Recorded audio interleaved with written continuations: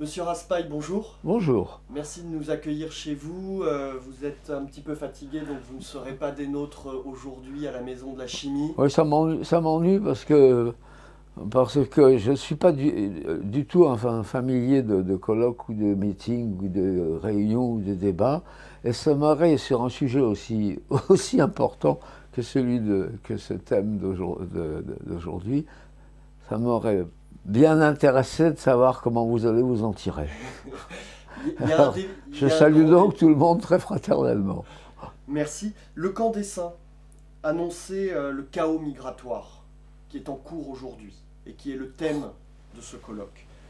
La réédition du Camp des Saints a été préfacée par le texte Big Other, que l'on pourrait traduire par les autres avant les nôtres, qui est un petit peu le paradigme incapacitant.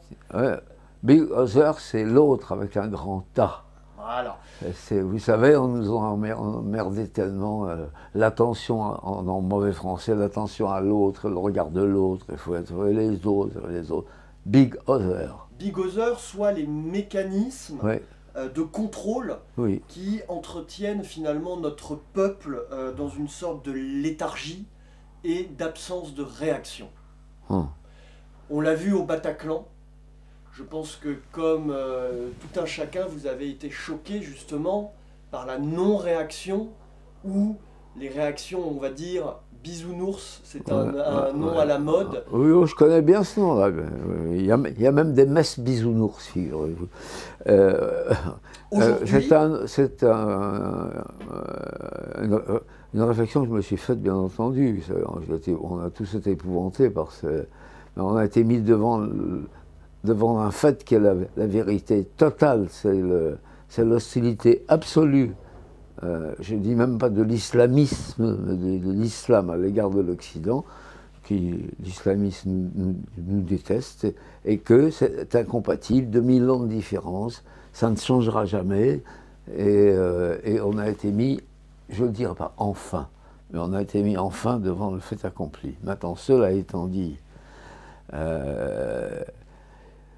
les manifestants, qui ont été nombreux à aller à la République ou à la Nation, je ne sais plus, ils ont leur lieu privilégié. Au lieu de...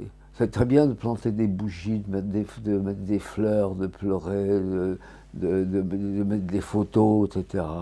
Mais je ne comprends pas pourquoi ces manifestants, qui étaient très nombreux à ce moment-là, ne se sont pas partis en cortège pour aller faire une gigantesque manif devant une des ambassades de pays arabes, l'une des plus salafistes possibles. Il n'y a pas ça qui manque, en cassant quelques carreaux, en faisant beaucoup de bruit, etc., et en manifestant une réelle indignation. Il n'y a pas de colère. Et tant qu'il n'y aura pas de colère, je ne vois pas du tout comment on s'en sortira. C'est une réaction normale, la colère. On vous déclare la guerre, on répond.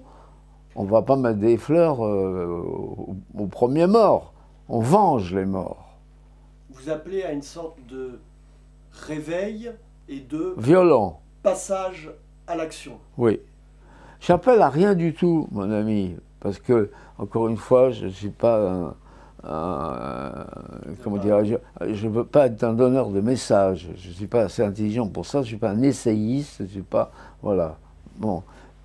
Mais on sera obligé de passer, et très vite à ce stade-là. Si on ne passe pas à ce stade-là, le mal définitif sera fait en 30 ans. C'est Le Gallou qui fait remarquer dans son dernier livre que le Figaro Magazine, en 1985, dans une étude tout à fait étonnante, qui a fait beaucoup de bruit, que j'ai d'ailleurs initié avec Louis Powell, c'est Patrice de Plaquette, la Marianne à Tchador sous la couverture, tirage de 1,5 million d'exemplaires, une explosion, et un déchaînement énorme comment dirais-je, de haine à notre égard. Mais là n'est pas le problème. Le Gallou a remarqué que toutes les prévisions qui avaient été faites par les auteurs des articles et les démographes qui nous assistaient les prévisions pour 2015, puisque c'était serons-nous encore français en 2000, dans 35 ans. Eh bien, toutes les prévisions ont été réalisées. Voilà. Pourquoi je dis ça, je ne sais pas. Big Brother, c'est comme dans le Big Brother d'Orwell. Big Brother d'Orwell commande comme ça à toutes les cervelles. Bon, dans un autre registre, Big Other, qui est donc devenu une espèce d'extraordinaire comète qui nous surveille, qui nous formate, qui nous tout ce qu'on veut, comment dirais-je, nous paralyse. Aujourd'hui, tant qu'on n'aura pas rétabli la totale liberté d'expression, je ne parle même pas de supprimer les 7 ou 8 lois stupides par lesquelles on continue d'en ajouter derrière. Je ne parle même pas de ça. Je parle du fait que notre pensée est totalement formatée et que même des gens comme vous, moi et d'autres, il y a des mots qu'on arrête. Alors c'est ces mots-là qu'on devrait sortir. Les mots de colère, justement, même les mots excessifs. Quand va-t-on les foutre dehors? Enfin, ces types-là parlent des choses comme ça, encore plus graves. Non, on ne le dit pas, on ne l'écrit pas, parce que ce n'est plus possible. Si on ne rétablit pas, non pas par la loi, mais si la population ne reconquiert pas la totalité de sa liberté d'expression, même si elle est exagérée, eh bien, on n'en sortira pas non plus. C'est la première condition.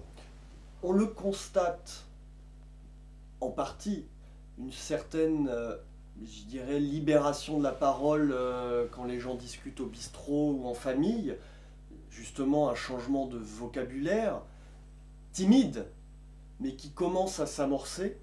On remarque aussi en parallèle un certain nombre d'actions symboliques. Au colloque sont évoquées par exemple le mouvement Pegida en Allemagne de l'Est, ou les actions par exemple des mouvements identitaires qui, grâce à des actions symboliques, essayent de réveiller notre peuple.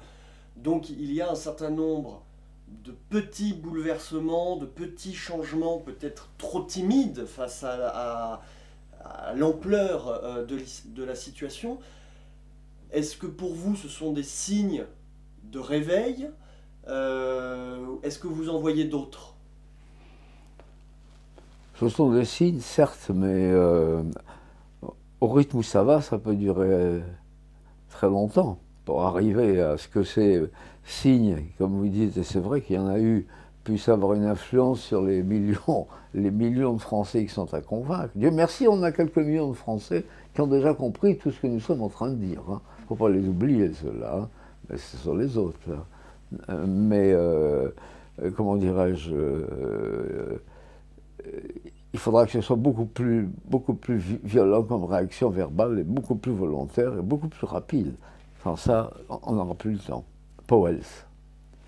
Louis Pauwels avait inventé, toujours en 85, cette magnifique définition qui était le sida mental.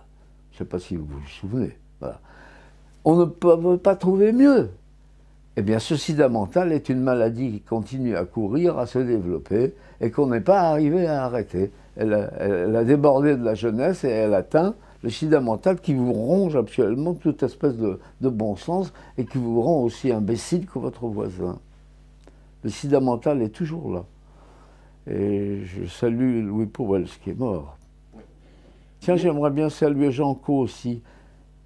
Celui-là nous manque, hein, je vous le signale. Et Jean Co avait dit une chose, je le voyais souvent. À 2 jours près, nous avons le même âge. Hein. Enfin, lui est mort. Il a dit, on n'y arrivera jamais. Il était très pessimiste, hein. Encore plus que moi, c'est pas peu dire. Hein. On n'y arrivera jamais parce que la droite, la vraie droite, n'est pas dissible. Il n'avait pas dit, elle est indicible, ce n'est pas la même chose.